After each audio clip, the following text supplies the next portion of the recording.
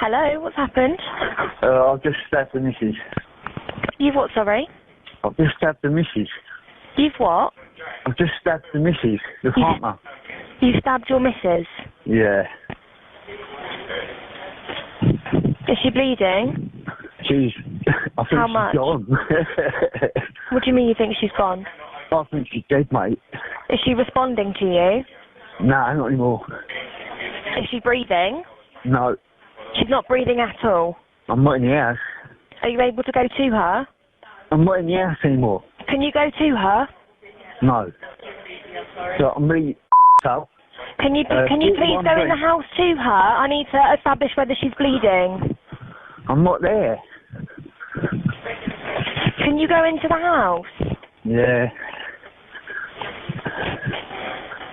This is the moment a sick murderer was heard laughing as he said he had stabbed the missus during a chilling 999 call after killing his girlfriend. In this video caught on a surveillance camera, apparently two crimes happen at once. The first one is a kidnapping, where we can clearly see that the kid does not want to be in the presence of the kidnapper. And the second one being the lady spilling what it seems to be a gallon of blood belonging to organs. Let me know what you think about this scary video.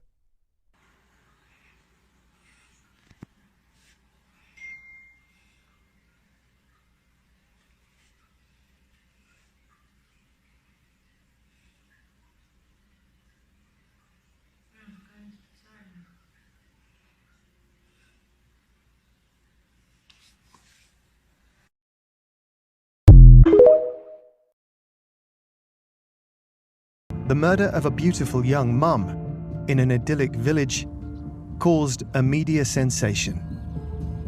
And to the surprise of officers at the scene, her husband seemed to welcome the spotlight. O'Reilly's first TV appearance was alongside Rachel's parents. In this low-key lunchtime news interview, he put forward the theory of a burglary gone wrong. We all just, discussions amongst ourselves, feel that she probably knew this person. The attack happened in the bedroom, and if it was just a random burglary, it's somebody she wouldn't know. So this eye closure is 1, 2, 3, 4, 5, 6, 7, 8, 9, about 9 frames, about a third of a second. So a blink is 1/20th of a second, just to lubricate the eyeball. When we close our eyes, we're distancing ourselves from the statement. So when we see an eye closure, what's often happening in parallel is a statement that the person doesn't want to be associated with. If it was just a random burglary, it's somebody she wouldn't know, and after a few blows to the head, probably would recognise. But why kill her? He's reliving the moment.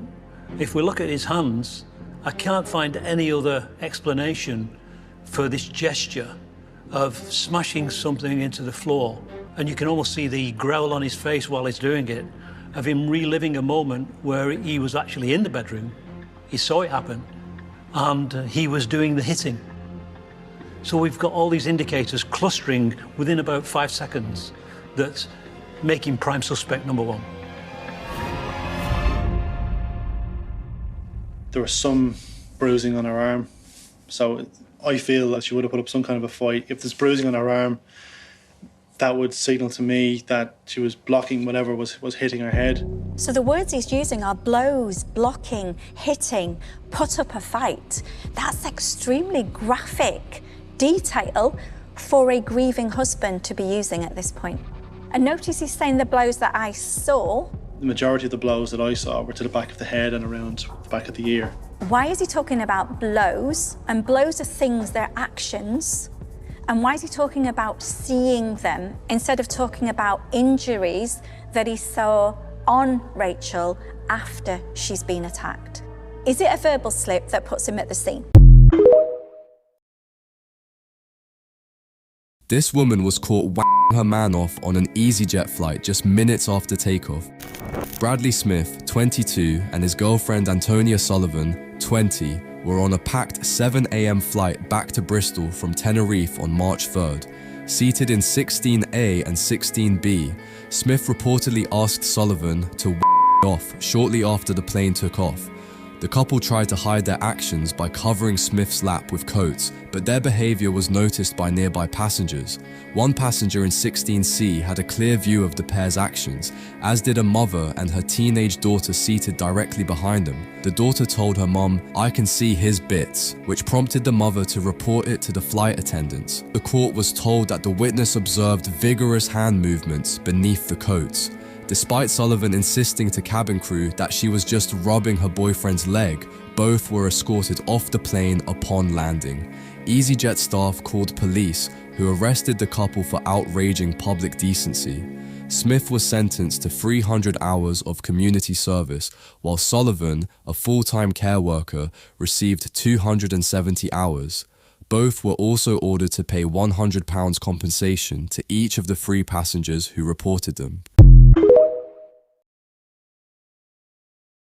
A man became so enraged after spotting a man riding his stolen bicycle down the street that he stabbed him in the back. The victim was rammed off the bike by a BMW before Reese Lowndes jumped out of the passenger seat and delivered a flying kick, which sent him to the ground. He then knifed the prone casualty as he lay defenseless on the floor, only narrowly missing one of his organs.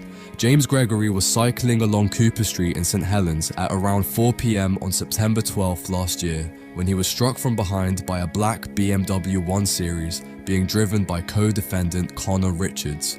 CCTV footage from a nearby then captured Lowndes, who was sitting in the front passenger seat, leaping out of the car while it was still in motion. He immediately launched a high kick which knocked him to the floor.